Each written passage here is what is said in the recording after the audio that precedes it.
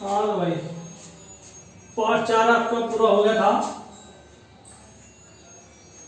आज हम शुरू करते हैं 5वां पार्ट। तारीख आज होगी 11/5/2020। विषय विज्ञान।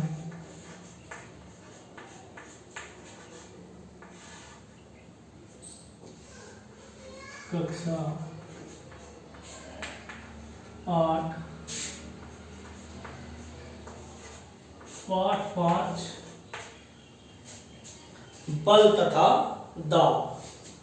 पांचवा जो पाठ है आपका बल तथा दाब, ये है बल तथा दाब। अब सबसे पहले बात करते हैं बल क्या है।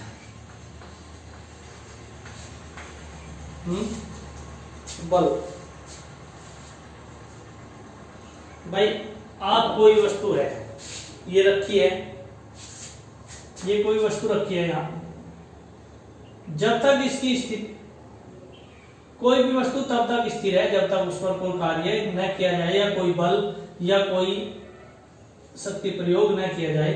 मान लीजिए ये डस्टर है, हम इस पर कोई बल लगाएंगे तो ये खिसकता है। यहाँ पर कोई मेज मान लीजिए ऐसे रखा है, स्थिर है, कोई भी वस्तु तब तक अपनी उसी स्थिति में बनी रहती है जब तक उस पर कोई बल न लगाया जाता है, यानी जिस स्थिति में कोई वस्तु है उसी स्थिति में रहती है।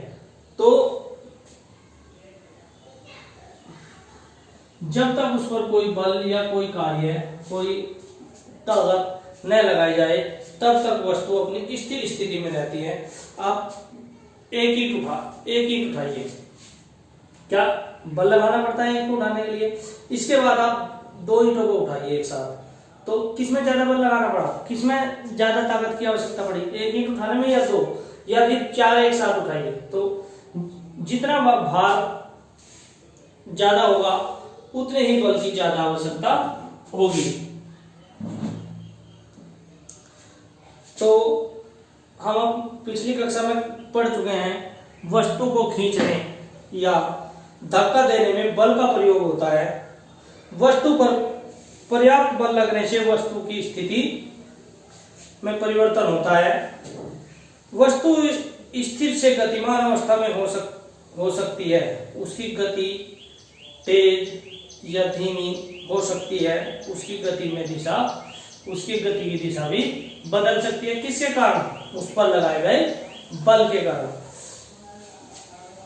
अभी मैंने बताया एक ईंट उठाइए, तो फिर 2 ईंट उठाइए, फिर 3 ईंट उठाइए, तो क्या लगता है? एक ईंट उठाने की बजाय जब हम 2 ईंट उठाते हैं तो उसमें ज्यादा बल की या ताकत की आवश्यकता होती है, और जब 4 या 6 या 5 ईंट हम उठाते हैं तो उसमें ज्यादा बल की आवश्यकता होती है। तो जब इसका मतलब सबसे पहली बात आई इसमें बल में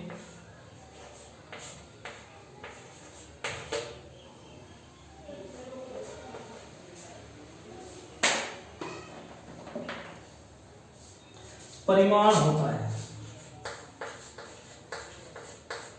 बल में परिमाण होता है।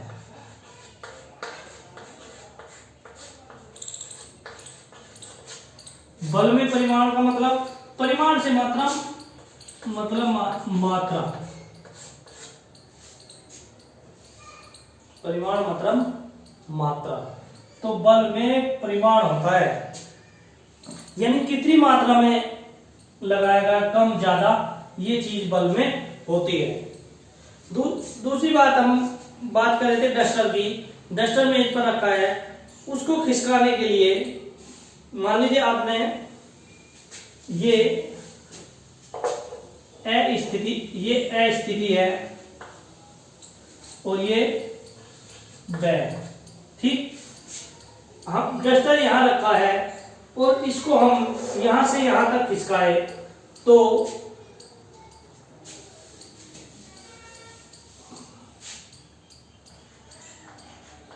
ये ए स्थिति है, ये ब स्थिति है और ये द स्थिति है। यहाँ पे डस्टर रखा है मेज पर, मान लीजिए हम यहाँ से यहाँ तक खिसकाए तो इसका मतलब बल किस दिशा में लगाया, ऐसे ब की दिशा में लगा रहे तभी तो डस्टर जो है ब दिशा में खिसक रहा, तो किस दिशा में लगाएगा, ऐसे ब की दिशा में। अब हम अगर यहाँ के बजाय ब को हम यहाँ मान लें ब, तो ब से द की दिशा में अगर लगाए तो द तक ले जाना, तो इस दिशा में बल लगाना पड़ेगा। तो अब बल कहां से लगा, ब से द दिशा की ओर। तो इससे क्या सिद्ध हुआ, बल में दिशा होती है।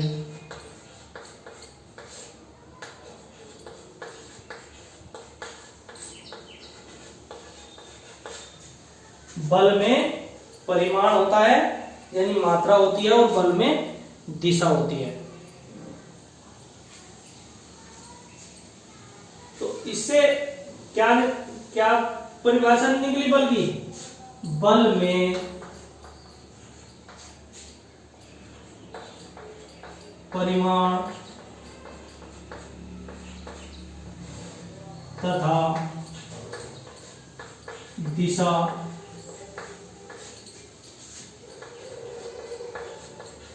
होती है। इसका किसका, बल का मात्रक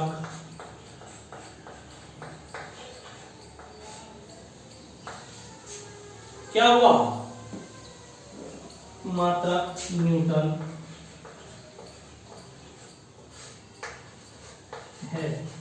ये याद रखिएगा, बल का मात्रक क्या होता है, न्यूटन।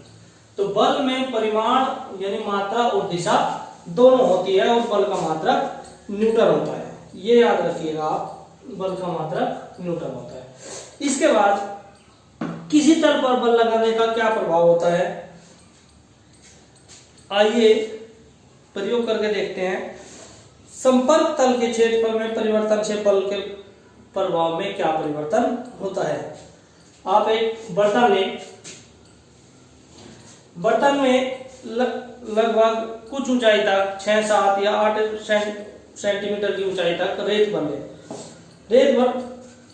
अब इसमें क्या करें, एक ईंट खड़ी करें, इसके बाद इस ईंट को इस प्रकार से लिटा कर रखे।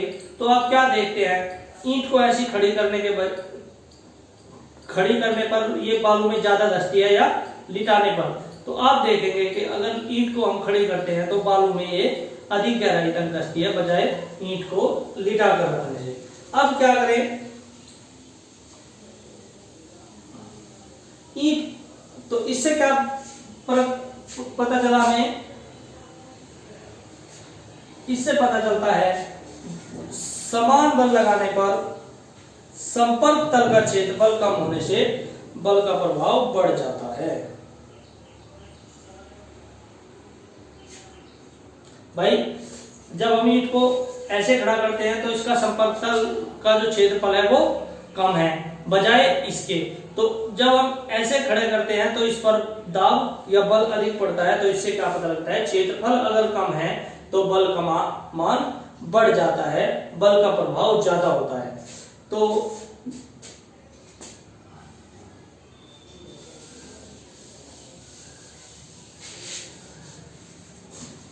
ऐसे समझिए, समान बल लगने पर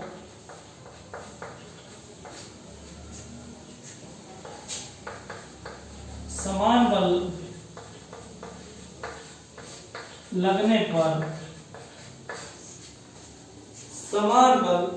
लगने पर संपर्क तल का क्षेत्रफल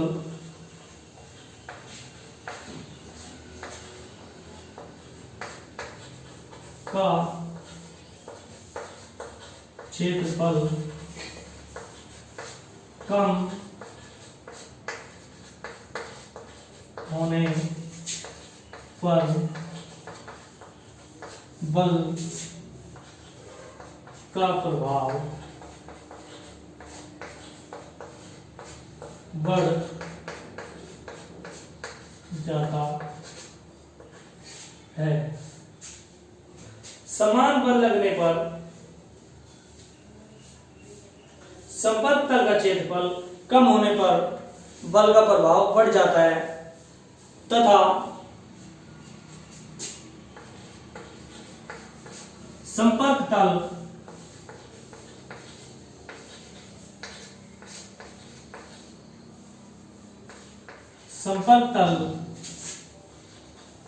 का क्षेत्रफल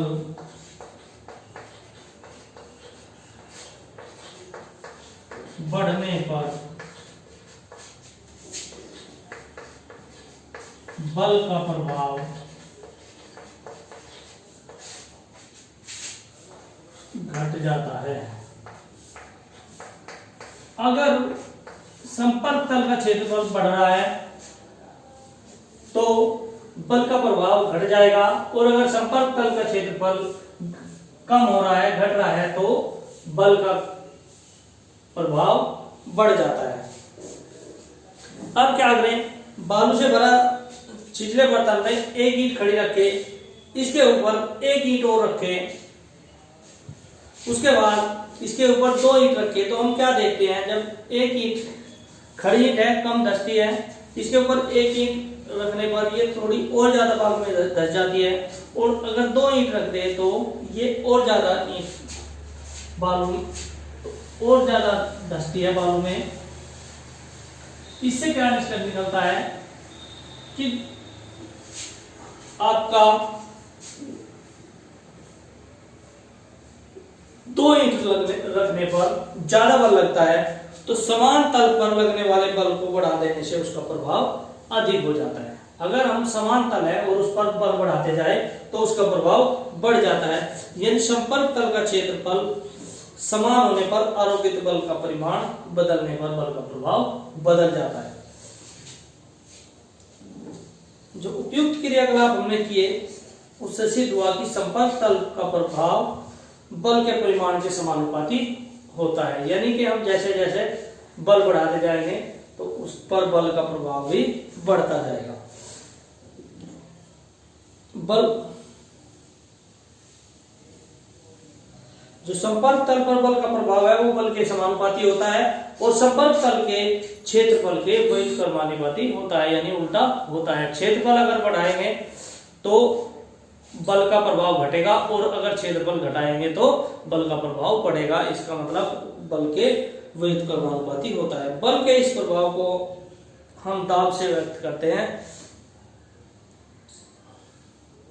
किसी तल पर बल लगने के कारण दाब उत्पन्न होता है। किसी तल पर जो बल लगता है तो क्या हम इस पर डस्टर पर हाथ पर रखकर ऊपर से बल लगाए तो क्या हम अपने हाथ पर एक दबाव महसूस करते हैं या नहीं?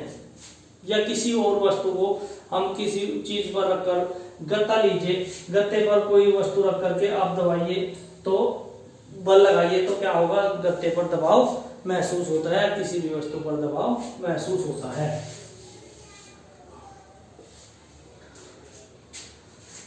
तो किसी तल पर बल लगने के कारण दाब उत्पन्न होता है, और किसी तल पर दाब तल के क्षेत्रफल और उस पर लगाए गए बल के लंबवत जो बल लगाया गया उस पर निर्भर करता है। यानी दाब बराबर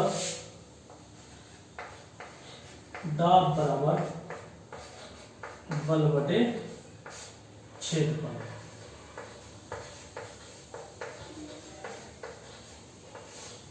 दाब क्या होगा, कितना बल उस पर लगा रहे हैं और कितने क्षेत्रफल लगा रहे हैं, ये मात्रा हमें दाब की मात्रा बताएगी। बल बटे क्षेत्रफल, कितने क्षेत्रफल पर कितना दाब बल लगाया जा रहा है ये आपका दाब बताएगा। और चूंकि बल का मात्रा क्या होता है, न्यूटन, बल का मात्रा क्या था, न्यूटन, क्षेत्रफल का होता है मीटर स्क्वायर। तो दाब का मात्रा क्या हुआ, दाब का मात्रा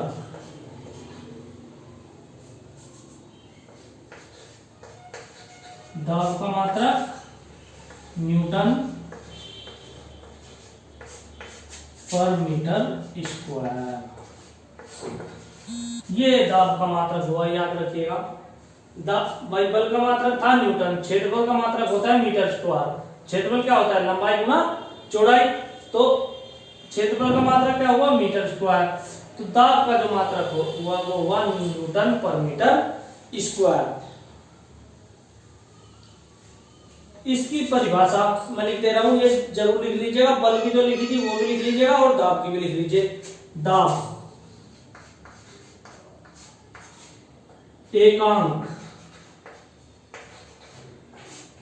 एकांक क्षेत्रफल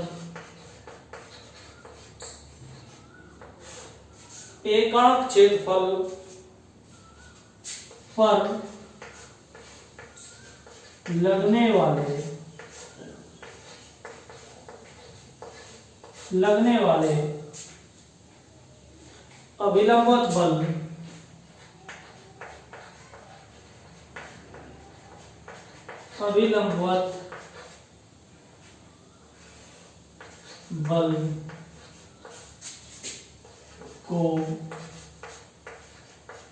को दाब कहते हैं। एकांक क्षेत्रफल पर लगने वाले अभिलंबवत बल को दाब कहते हैं।